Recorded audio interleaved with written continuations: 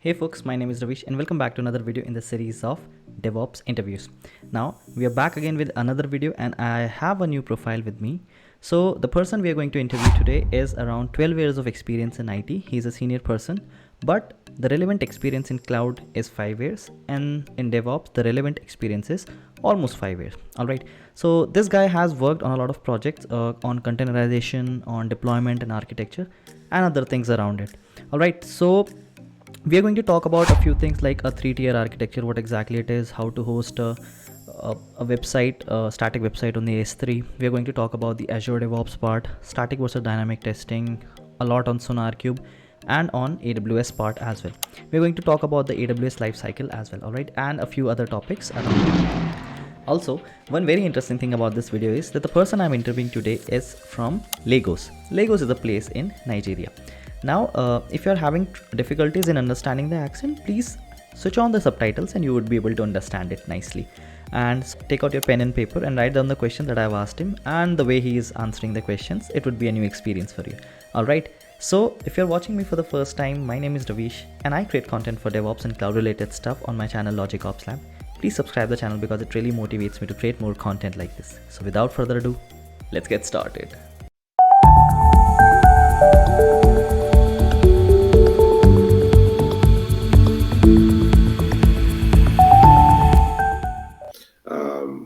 I studied electrical electronics engineering in school.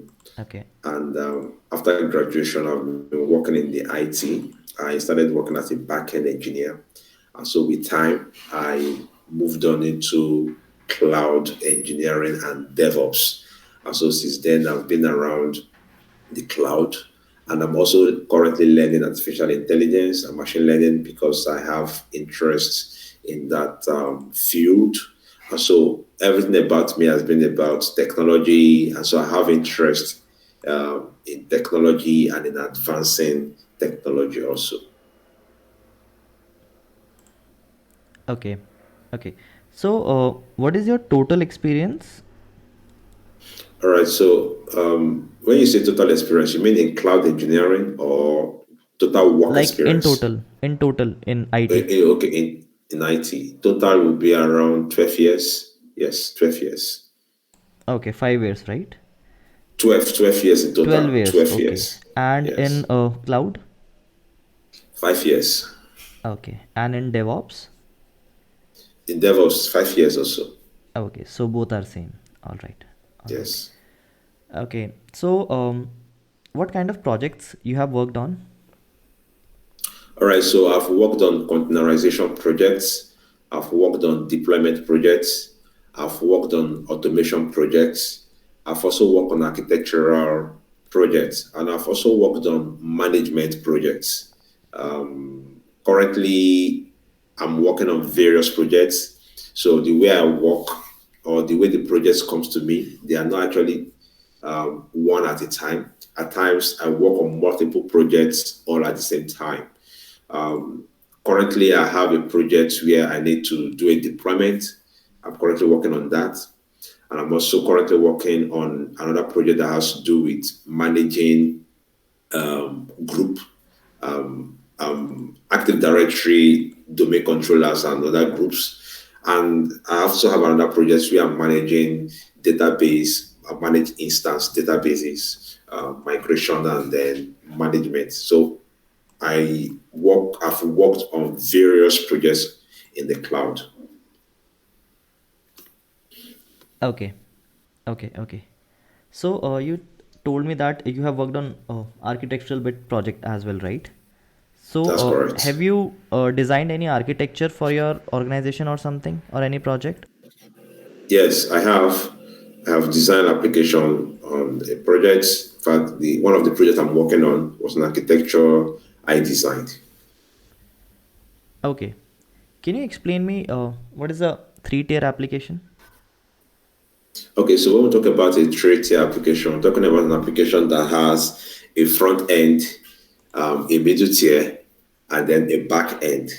And so such applications have different layers that are distributed, and so they come together to work. Okay, so when we have three tiers, let's say application tier, data layer, data tier. What is the third one? Okay, in that kind of scenario, when we have a data tier, application tier, data tier, the third one should be I'm trying to figure out what it is now. The name just went off the board in my head now. Okay, no problem. Yeah. So let's say you have a three-tier application. Developers are writing Okay. three-tier application. Okay.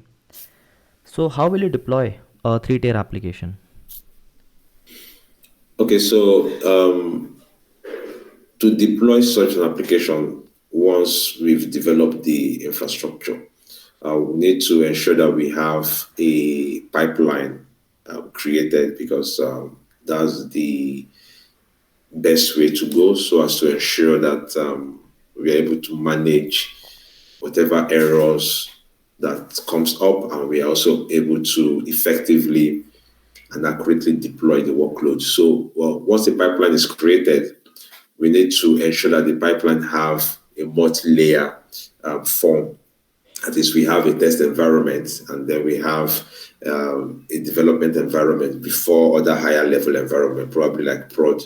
So the pipeline will be in a CI/CD approach, of course, and so to be connected to a repository, which happens to be the source of truth when it comes to deploying our application. Now, the application from the developers are in this repository, and they are in various branches.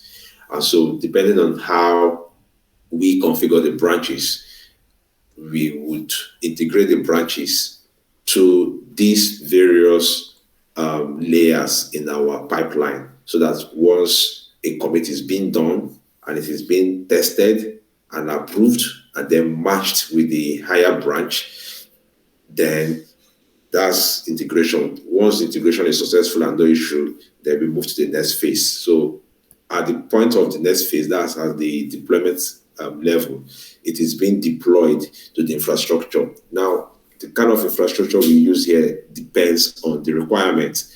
It could be a virtual machine or a container. And so the whole idea is to ensure that we have a CI/CD pipeline integrated to a Git repository with tests and then connected to our infrastructure in whatever cloud provider we are using. So that way, to be easier for us to deploy the application, depending on which tier we are deploying, as long as it has been named in the Git repository. Okay. So can you explain me the current project in which you are doing the CI/CD? Okay, so the current project I'm working is actually using Argo CD. Argo CD uses GitOps. So we are using Argo CD for deployment in this project. And so we have a code. The code is actually in the Git repository, a private Git repository with Git actions configured. So the Git actions with various hooks and commands are implemented. So my own task was to create this infrastructure and ensure it is working effectively, and also manage the infrastructure. So once the developers, because developers also do release. So once they release their codes, release is being done by moving from a branch to from the test branch to the development branch. So once it gets to the development branch, the Git action kicks in. And once the Argo CD, which is running our Kubernetes, gets an information and update because it's connected to the Git actions, then it deploys a latest version of the application to the platform. So I designed it and I'm managing it at the same time. Okay. Okay. Consider a scenario. What kind of applications you have worked on? Like Java, C Sharp, Okay. .NET? I've worked on Java, I've worked on C Sharp, I've worked on Node.js, that's JavaScript ecosystem. Okay. So let us consider a .NET application. Okay. So the developer is writing his code and putting it into any repository. Okay, you can take GitHub or anything for that matter. Now I want you to design a pipeline in such a way that it goes till production. Okay, so what are the number of steps that you will use in that pipeline, and what are the security measures that you will take, something like that, and add the number of steps. And can you please explain that? All right, so let's assume we are going to use Azure DevOps for the whole infrastructure. Why? Because it's .NET, Microsoft, and at the same time, Azure DevOps has everything we need in one software. And so the application is running in Azure repo. And then from there, we need to design the pipeline. Now, in order for us to design the pipeline, we need to write some YAML steps, that is the deployment steps that needs to be implemented in order to deploy this application. And then in the pipeline, we will create layers, stages, let me put it that way, stages of deployment. So we're going to have a test, then we're going to have a dev branch, a dev stage, and then we'll have a pre-prod stage, and then we'll have a prod. So what we just need to do is that in the test stage, where we're going to write the YAML tests, the YAML steps, we're going to first of all create the environment to check that everything is running. And then in Azure DevOps have a way of integrating tests into our stages. And then each of these steps, or in this first step, that is where the application will be built before it's being packaged and moved to the next stage. And then in each of the stages, we're also going to integrate that to the infrastructure that we have in the cloud, AWS, Azure, or GCP, any one of them. And then we connect them, of course, to the Git repo. So a security measure we could add is that these branches cannot be edited. It will only be edited by the release manager or by the DevOps manager. And so Azure DevOps have a very simple, straightforward way of integrating or configuring this security. Another thing we can do is when it comes to deploying to these stages, we can also ensure that no one is able to deploy from his or her local branch directly. So what we need to do in that regard is before you deploy from your local branch, you cannot deploy from the branch itself. So that means for you to deploy, you deploy from your local branch. So for you to deploy from your local branch, you need to create a pull request from the local branch. So the whole idea is that so that a manager can check the request to ensure all the whole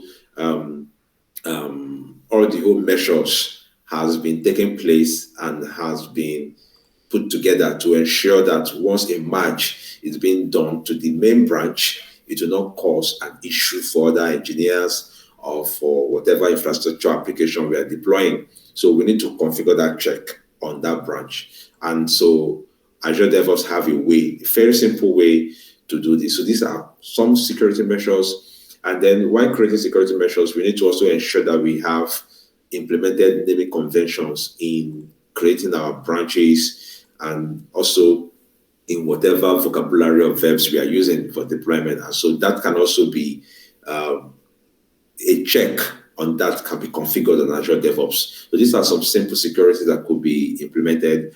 And so once all these are passed or are successful, then the merge can be done. Once the pull request is successful, the merge is done. And once the merge is done, a trigger is being created for Azure DevOps to now deploy that code to the infrastructure. And once that is successful, then we can progress to the next deployment stage.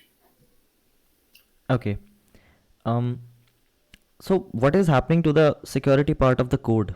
What are you doing for the security for the code? Are you using anything? All right.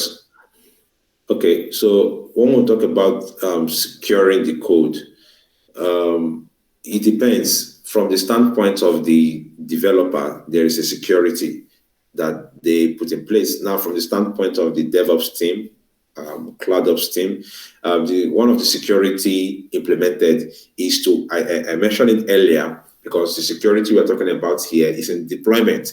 And one of the security we ensure is to make sure that a engineer does not push a code from his local repo directly to the cloud environment. So a pull request must be done before a merge is done, before a deployment is done. So it's in stages. Once I complete a code, I need to create a pull request.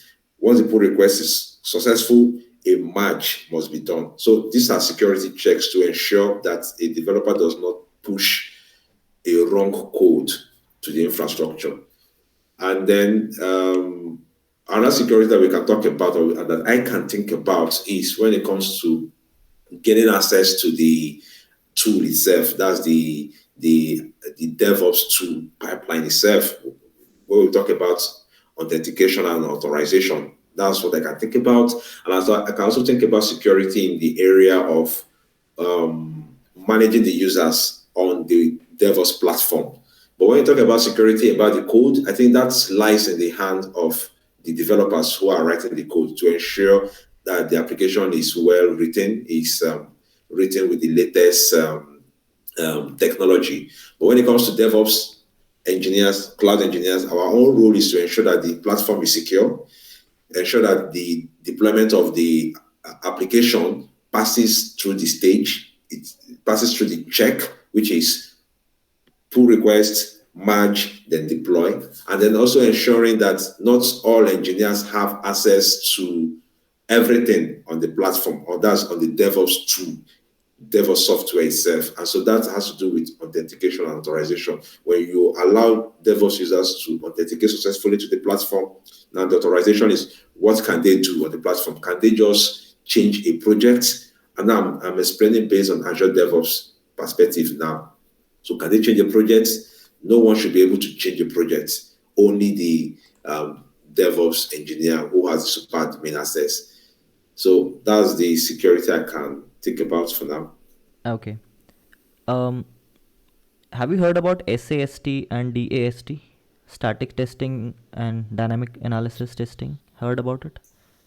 Yes, I've heard about it. Yeah. Yes. Do you know the difference between both of them?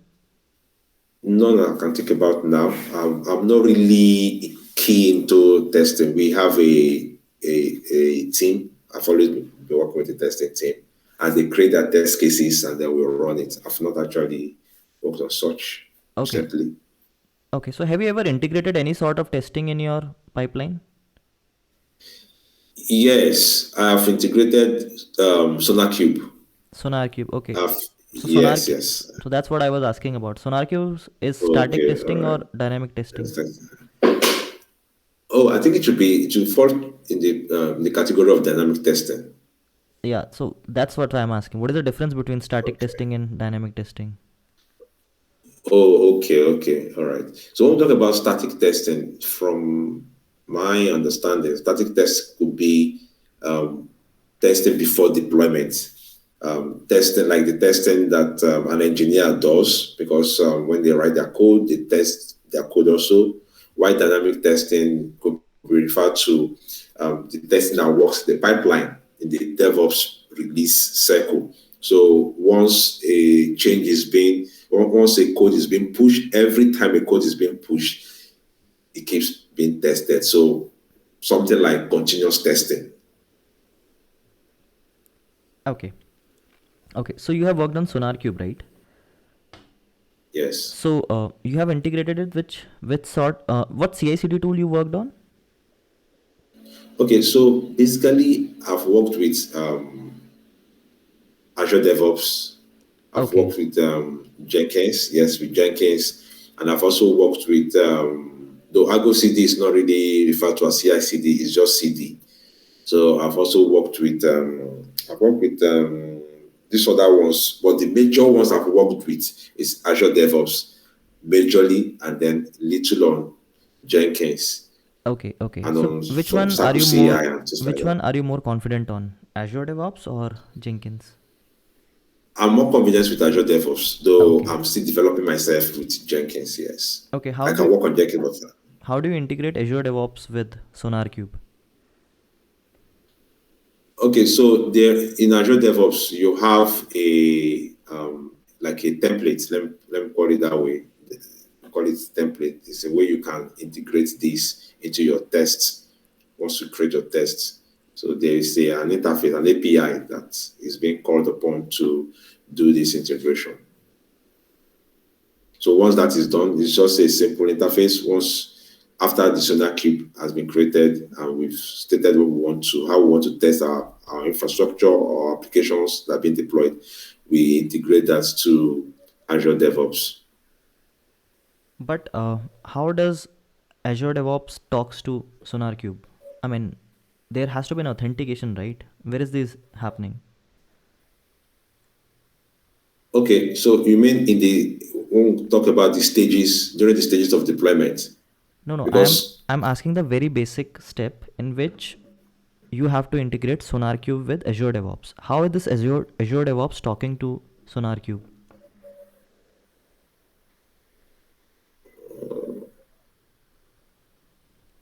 I believe the communication between Azure DevOps and So, SonarQube. Okay, I believe the communication between Azure yeah, DevOps and how is this communication possible? Because SonarQube is a separate application, right? And that's sometimes true. what happens, you install it in some container, or sometimes you install it in some Linux server or something. But this SonarQube has to talk to Azure DevOps. How this setup is happening? How are they talking to each other? You have to do something for that, right?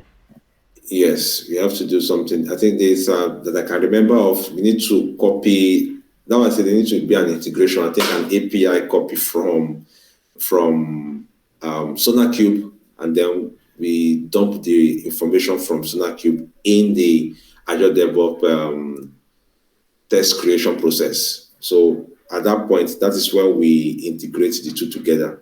I can't really remember how we did it at that time. I have my notes. So they say this once we set up the SonarQube, there is some information we get from there that we impute into Azure DevOps in the time of creating the integration. Okay. Okay. What is the technical debt in SonarQube? Technical what? Technical debt. DEBT. Technical debt. The okay, the okay, technical depth in SonarQube. Yeah. What do you mean by that? I mean, what do you understand by that? None I can figure out now. Okay. So who has done this setup? Who has installed SonarQube into the server or something? Okay, so I actually did the installation, but when it comes to full testing, we have a team that does the testing and configuration and things like that. My own task was to just deploy it into a VM on AWS. Okay. So this installation was done by someone else. I Or actually did the installation. No, I was one that did the installation. oh, you did I did it. the installation. Okay. Yes. So when you install this SonarQube comes with a basic database. I mean, by default database. Did you change it or is it the same? No, I did not change it. It was the same database. Do you have any idea what type of database it comes by default? Yes, I think it should come with a very simple SQL database, if I'm not mistaken. You are using this SonarQube in production or in just dev servers or something? No, just dev. No, just dev. Not a production. Okay. Because if you do not Yes, change the database, you cannot use in the production. that's Okay. correct. That's fine. Okay. So let's move to Azure DevOps. What do we understand by parallel deployments in Azure DevOps, or is it not possible? Okay, parallel deployment. I have not heard about the word parallel deployment before. Maybe if you explain it, I will say if it's possible or Okay, not. I'll try to explain and let's see the approach. Okay, So All parallel right. deployments means something like, let's say we have 5 areas to deploy. Okay, dev, stage, QA. I'm not talking about them. I'm talking about the like zones: Deployment. US1, US2, US3, US4, US5. Okay, 5 areas. Okay. Let's say this is just an Okay. example.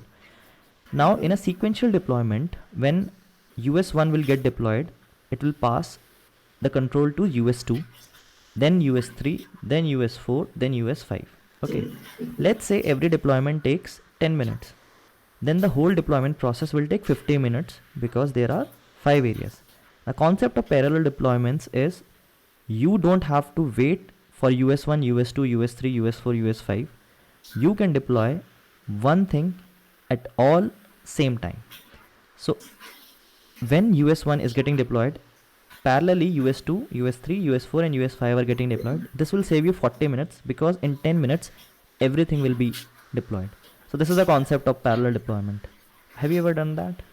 No, no, I've not. I've not done that, but I know it's possible because Azure Okay. DevOps is very robust. I've not I've not done such deployments. So It's something I will look into. you are writing YAML scripts or the classic one? I'm writing a script. Okay, can you explain me the process that is happening in your project for Azure DevOps and what is your role and responsibility in that?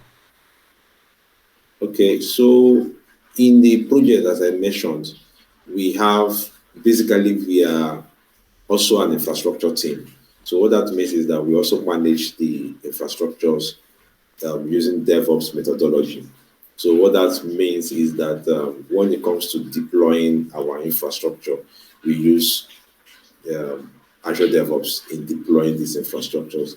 And so my role is in making sure that this deployment is successful and also in ensuring that the infrastructures are working optimally.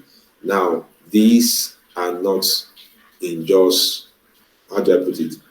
This is part of what I do or part of what I've done in the past. While in other areas and in other places where I've worked, I've set up the whole Azure, the whole DevOps platform, as I just explained earlier on in this chat. And so, in my role where I currently work now, I'm working fully as a cloud engineer and DevOps. Now, the DevOps part of it is based on the way we work, not really based on the usage of tools.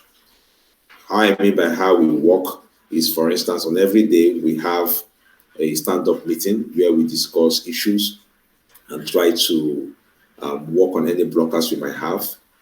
We don't use, currently where I work, we don't use Terraform. We use PowerShell. I use Terraform personally for other personal projects and things like that. But we use PowerShell. And so we have a PowerShell repository in the management box, which is actually a bastion box where we do most of our tasks from. And so we have projects, backlogs in Jira that we work on. Like for instance, one of the projects I'll be working very soon will be a Kubernetes deployment. And I'm currently working on a migration task also. So that's currently. Now, all these other explanations I've given to you based on Azure DevOps, the management and things like that were my past jobs. So it depends on the project I'm working on currently, and it depends on who I'm working with. So the tasks I do are not, how do I put it? They are not the same task all the time. So they are different tasks depending on how it comes in and who have the task. Okay. What do you understand by fault domain and update domain in Azure DevOps? Facts domain. Fault, Can you repeat that? fault domain and update domains in Azure DevOps. Any idea? No idea. Fault domain. That's FAULT, right? Yes, yes. Okay. So whenever you run the deployment or you build your code, you use some kind of agents, right? Are they by default That's provided correct. by Microsoft or have you self-hosted kind of a thing? All right. So when it comes to agents, Azure DevOps have agents that you can just choose by yourself to run on VMs. But I personally, I have on my own personal projects, I have worked on some personal agents. Yeah. Okay, so you have done the self-hosted agent as well, right? You have done the setup. Yes. Can you Yes. explain me how do you do the setup? No, okay, but not on a large production. It's just a personal research base. Yeah, yeah, no problem. Can you explain me Okay. that? Whether it's personal or anything? Okay. So the agent was actually on a VM where I deployed a Linux VM to be precise, where I actually integrated it with Jenkins because I was trying to develop my skill further on Jenkins. So what would you like to know particularly? Yeah. Can you can you explain me more about that? Have you done it? Okay, so yeah, so instead of using a managed agents provided by the platform, I used a self agent where I had to deploy a virtual machine. I learned you can also use a container, and then Okay. container is faster. Yes, but I actually used a VM. So and it's a Linux VM, and I needed to install the necessary tools, softwares there, daemons there, and then integrated it into the CI/CD platform, and then went to the dashboard to select the self-hosted agent I created. Okay. What is the difference between Azure DevOps Services and Azure DevOps Server? Okay, so when we talk about Azure DevOps services, we are referring to the daemons. Let me put it that way. That's the services that run underground. And then we talk about Azure DevOps Server. Have not implemented one. Have not used one. But I believe Azure DevOps Server should be the managed instances that are provided by Microsoft. Okay, so what is the advantage of using Azure DevOps Server instead of Azure DevOps Services? Okay, so the the idea here is that you are able to install your own softwares based on how you want it, and you have ability to manage the server base or manage the server deep down to wherever you want to manage, compared to you using a managed solution that is provided by Microsoft that will lock you out from some underground features. Okay.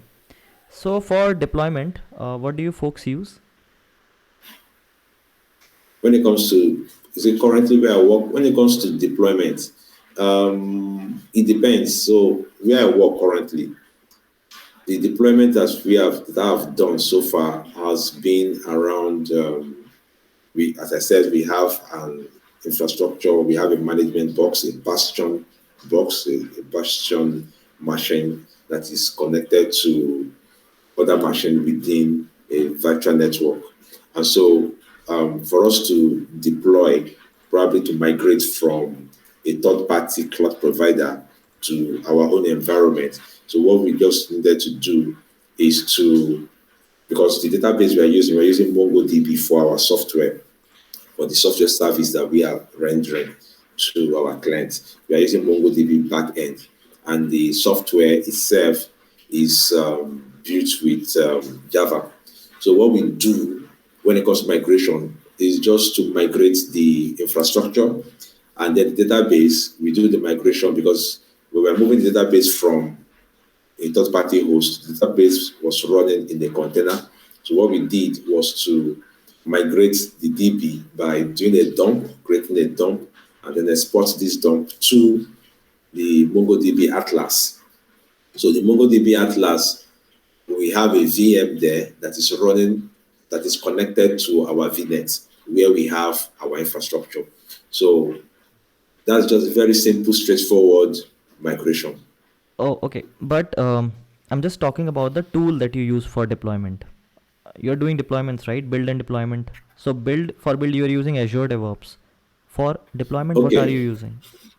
okay. So now that's in a previous project. Now, in deployment, in some instances, we use Azure DevOps also, and other times we use Argo CD for deployment. Okay. Okay. So, are you comfortable on which cloud?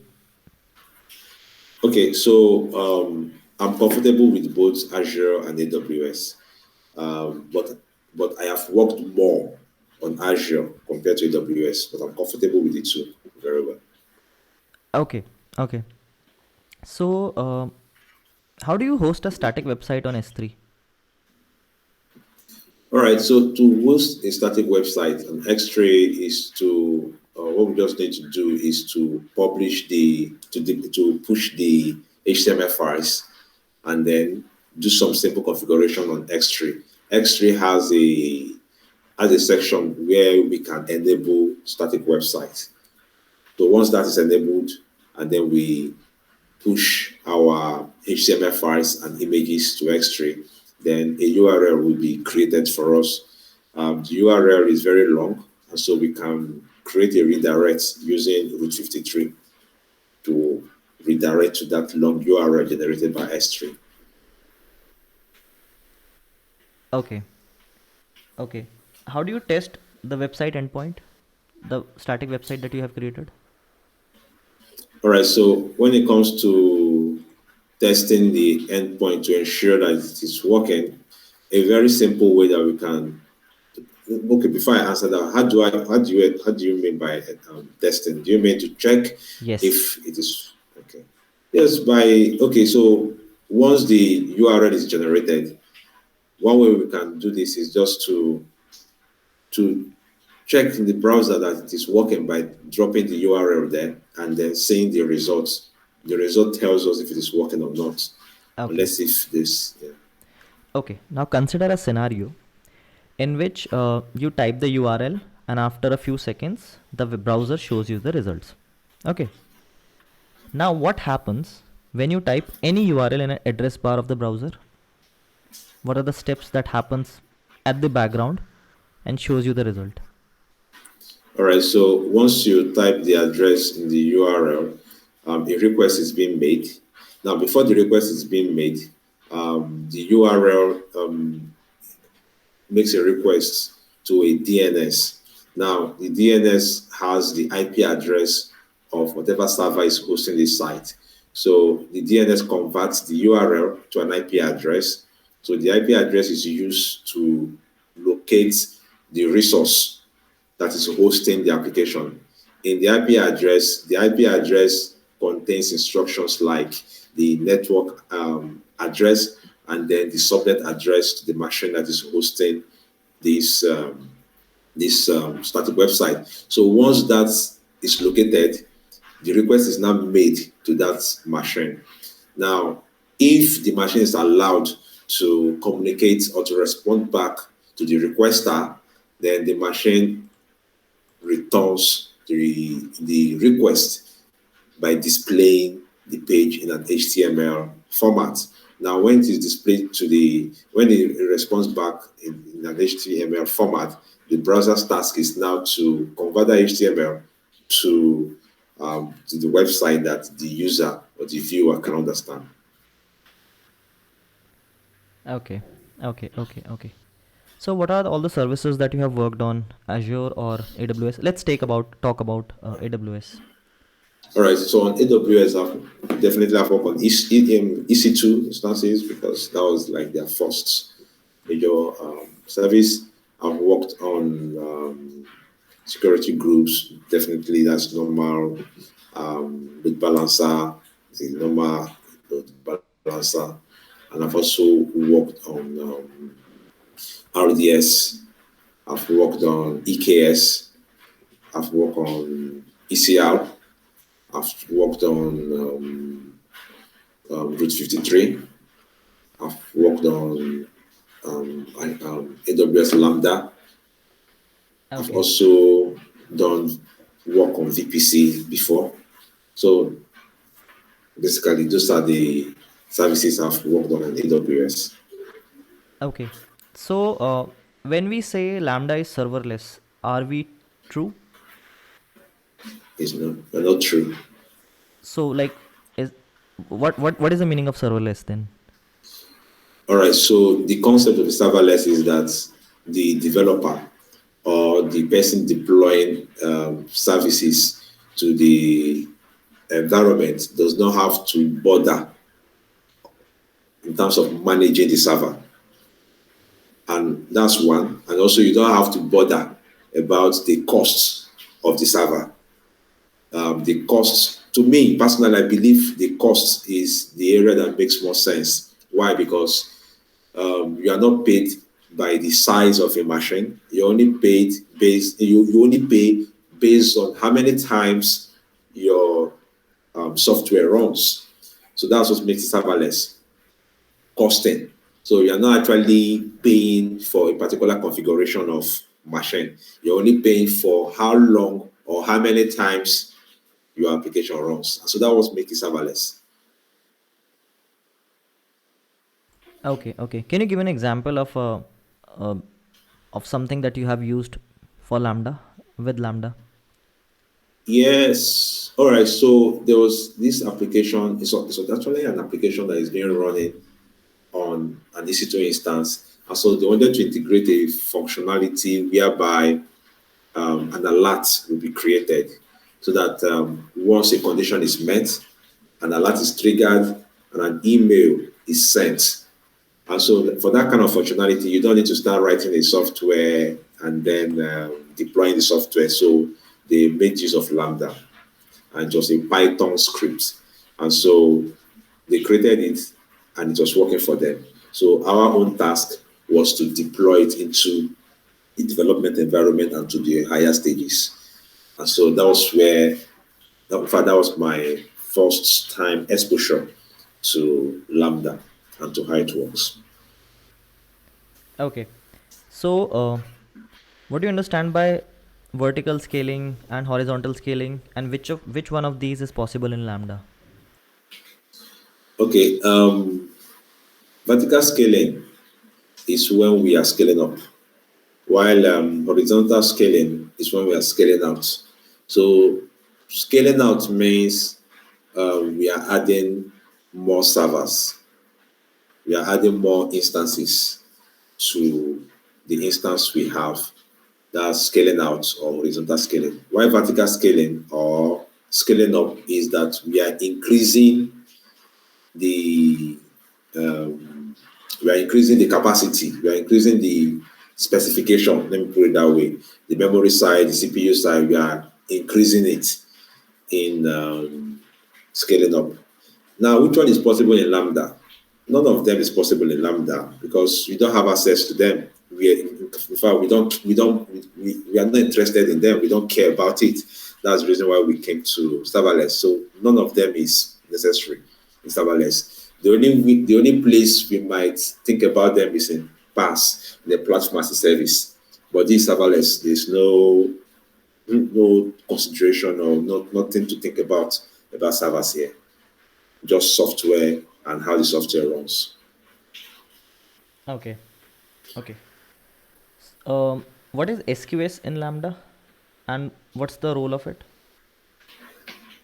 SQS in Lambda is a messaging service. Mm-hmm. Yes. No. Yes, it's a messaging. Just want to remember the full. It's a You queue mean service. SQS or SNS? SQS or SNS? SNS is notifications. The one you are talking Notifications. about. Yeah. SQS is queue service. What's the role Queue of it? Yeah. service. Yeah. So the queue service is used okay.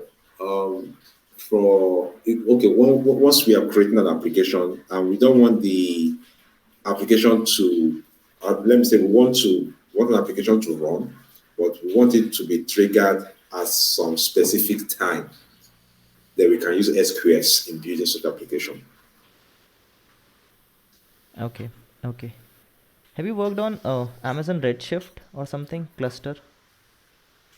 No, no, I've not. Okay. And you have worked on S3 bucket, right? Yes, I have. So yeah, consider an example that the application that you are using, it is saving its log to an S3 bucket. Okay. Now I, as a user, need to keep these logs for 1 month for anything like for troubleshooting purposes, and then it has to be deleted. How can you do that? All right. So for us to be able to do that, we need to configure CloudWatch for this. CloudWatch has a way to configure this feature, and then within CloudWatch, we can state how long we want the data to be kept before being discarded. I think from CloudWatch, that's where we can do all this from. Okay, any And other then going method? through the documentation. Any other Okay. method?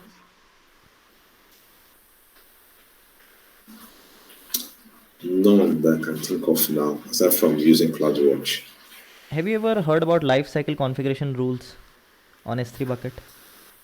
Yes, that's true. That's true. That's true. Yes. So with that too, yes, we can keep the law within S3 bucket. That's correct.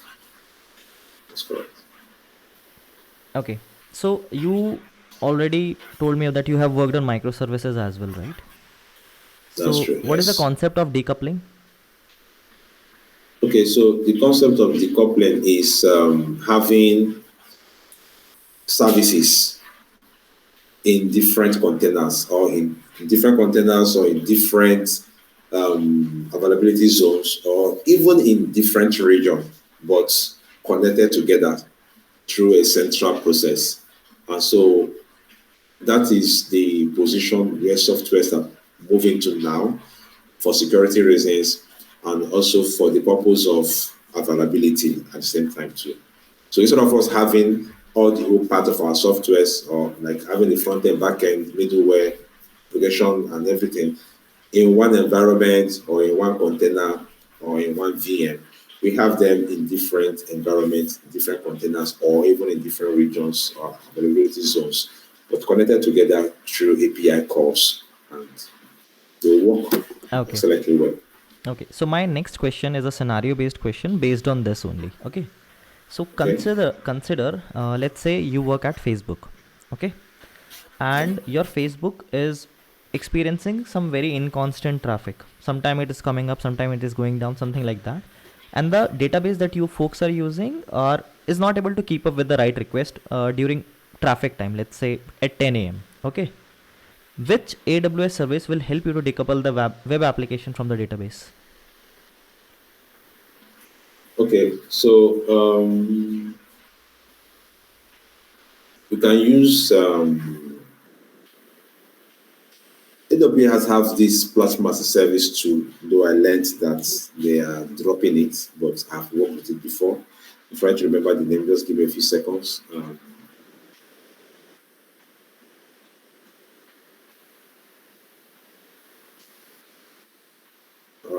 trying to, it's actually a platform as a service that I you can can give you run. options. I can give you Okay, please give me options. options. Please give me options. Okay, Thank so there you. are 4 options. Okay, I won't tell you the answer though, but I can give you the options. I So understand. one is EFS. Okay, one is SQS, one is S3, and one is Lambda. Which one of these?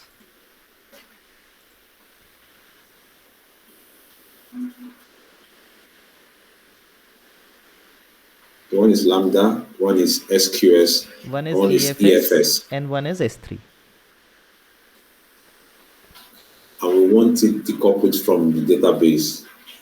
Every one of them actually runs in a decoupled way to the database. You can configure a database to be connected to them as long as I know about S3 and I know about Lambda very well. I don't know about EFS, but for Lambda and for, can you give me the full name of EFS? The full name. Um, have you ever heard about EFS or no idea? EFS, I know, no idea. The EFS, when you mention EFS, what comes to my mind is like a file, one of the file types in Linux. Yeah, it's basically a elastic file system. It's serverless File and system, okay. kind of So no, simple, serverless, I've, and it lets I've you not worked share. with it. Yeah, it lets you share I've not the worked. file data without provisioning or managing the storage. It can be used with AWS Okay. services, and you can also do it with on-premise resources. And Okay. the basic thing is to build to scale even petabytes on demand without disrupting the applications. Just All telling. right. And I'm not saying the answer is Okay. EFS, okay? Oh, I understand. I understand. But I have I not was just, worked with EFS. AWS keeps bringing up new services, and that's the reason why there is documentation to go through them and see which one is better. And there are case studies. So I'm open to that a lot, and even as an engineer.